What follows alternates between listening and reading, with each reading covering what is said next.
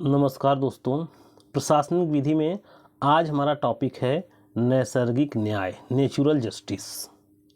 इसका मतलब क्या होता है, नेचुरल जस्टिस का मतलब क्या होता है, यही आज हम इस वीडियो में देखेंगे। वीडियो छोटा छोटा रखेंगे दोस्तों, जिससे आपका इंटरेस्ट बना रहे और आपको भी पढ़ने में अच्छा लगे, सुनने में अच्छा लगे। तो देखते हैं आज नेचुरल जस्टिस का मतलब क्या है। देखिए, नैसर्गिक न्याय विधि की एक महत्वपूर्ण अवधारणा है जो मनमानी प्रक्रिया से संरक्षण के लिए बनाया गया है। मनमानी प्रक्रिया के कारण व्यक्ति के अधिकारों का हनन न हो, इसलिए इस प्रक्रिया को बनाया गया है। इसी को, नैसर्गिक न्याय को ही तात्विक न्याय भी कहते हैं, इसी को मौलिक न्याय भी कहते हैं, इसी को भी सार्वभौमिक न्याय कहते हैं, इसी को ऋजु न्याय के नाम से भी जाना जाता है। इसका उद्देश्य क्या है? नैसर्गिक न्याय का उद्देश्य विधि में, कानून में ऋजुता लाना और न्याय सुनिश्चित करना और न्याय की विफलता को रोकना है। नैसर्गिक न्याय दो नियमों से मिलकर बना है। जब हम नैसर्गिक न्याय की बात करते हैं तो इसका मतलब दो बातों की बात करते हैं। क्या है? दूसरे पक्ष को भी सुनो। किसी भी प्रक्रिया में वो प्रक्रिया तभी मनमाना होगा जब एक पक्ष ही सुन करके डिसीजन दे दिया जाए, लेकिन जब दूसरे पक्ष को भी सुना जाएगा तो जरूर जो है उसमें न्याय होगा। और पक्षपात के विरुद्ध नियम, जब हम नैसर्गिक न्याय की बात करते हैं तो दो बात उसमें शामिल है, दूसरे पक्ष को सुनो और पक्षपात के विरुद्ध नियम। अब दूसरे पक्ष को सुनो, पक्षपात के विरुद्ध नियम, ये अपने आप में सिद्धांत है, इस पर एक एक वीडियो होगी पूरी। यहाँ हमारा मकसद केवल नैसर्गिक न्याय का अर्थ समझना है। तो नैसर्गिक न्याय का मतलब होता है कि दूसरे पक्ष को सुनते हुए, पक्षपात बिना किए, अगर किसी व्यक्ति के अधिकारों को सुनिश्चित किया जाता है तब उसको कहा जाता है नैसर्गिक न्याय।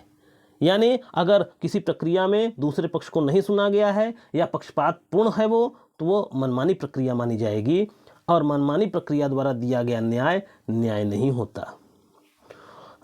अब इसकी परिभाषा देखते हैं, नैसर्गिक न्याय की परिभाषा।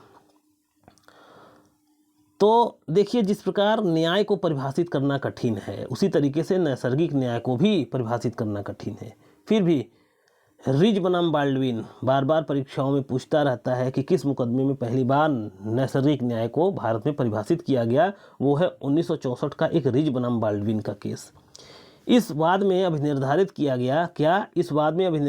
गया कि नैसर्गिक न्याय की हूबहू परिभाषा करना संभव नहीं है।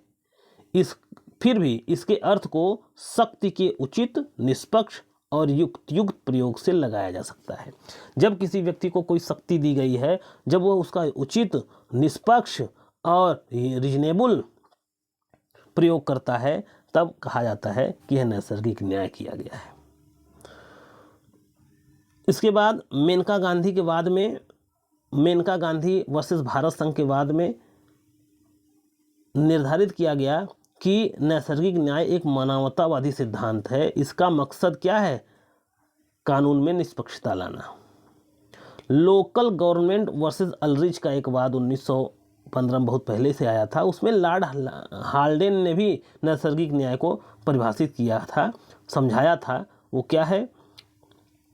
उन्होंने कहा कि जब अपील में विनिश्चय करने का कार्य सौंपा जाता है तो यह विनिश्चय करना जिनका कर्तव्य होता है, उन्हें न्यायपूर्ण ढंग से कार्य करना चाहिए। उन्हें निर्दिष्ट प्रश्न पर पक्षपात रहित ढंग से विचार करना चाहिए और विवाद के प्रत्येक पक्षकार को अपने मामले को प्रस्तुत करने का पर्याप्त अवसर प्रदान करना चाहिए। इसी को कहते हैं नैसर्गिक न्याय। तो अभी आपने नैसर्गिक न्याय के अर्थ में ही देखा कि नैसर्गिक न्याय का मतलब है दूसरे पक्ष को भी सुनो और पक्षपात रहित न्याय। इसी को कहते हैं नैसर्गिक न्याय। अब आगे देखते हैं नैसर्गिक न्याय, भारत में नैसर्गिक न्याय का विकास कैसे हुआ। देखिए, भारत में जैसे जैसे विधि शासन का विकास हुआ, विधि शासन की अवधारणा के साथ ही इसका विकास हुआ है। जैसे जैसे विधि शासन का विकास होता गया, नैसर्गिक न्याय का अपने आप विकास होता गया। शुरुआत में भारत में नैसर्गिक न्याय केवल न्यायालयों और न्यायिक कल्प कार्यवाहियों का ही भाग माना जाता था। Franklin versus minister of town and country planning, Kishan Chandra versus commissioner of police Calcutta, ये सब मामलों में नैसर्गिक न्याय के बारे में जब भी प्रश्न उठा तो न्यायालय ने कहा कि नैसर्गिक न्याय और न्यायिक कल्प व्यवस्थाओं के लिए बनाया गया है। लेकिन समय के साथ धीरे धीरे बाद में नैसर्गिक न्याय का नियम प्रशासनिक मामलों में भी विस्तारित कर दिया गया, चाहे वो एक एक क्रैपक का मामला हो, मेनका गांधी का मामला हो, central inland water transport corporation versus Brojonath Ganguly का मामला हो।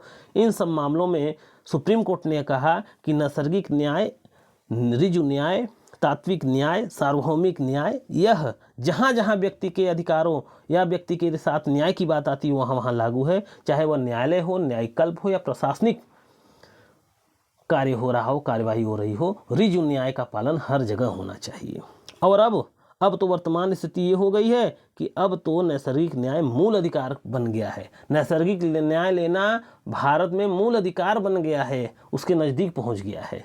तो भारत में नैसर्गिक न्याय शुरू में केवल न्यायालय और न्यायिक कल्प में माना जाता था, बाद में इसको प्रशासनिक विधि तक विस्तारित कर दिया गया और अब नैसर्गिक न्याय मूल अधिकार बन गया है। भारत में नैसर्गिक न्याय का विकास इस तरह धीरे धीरे पूरी तरह हो चुका है।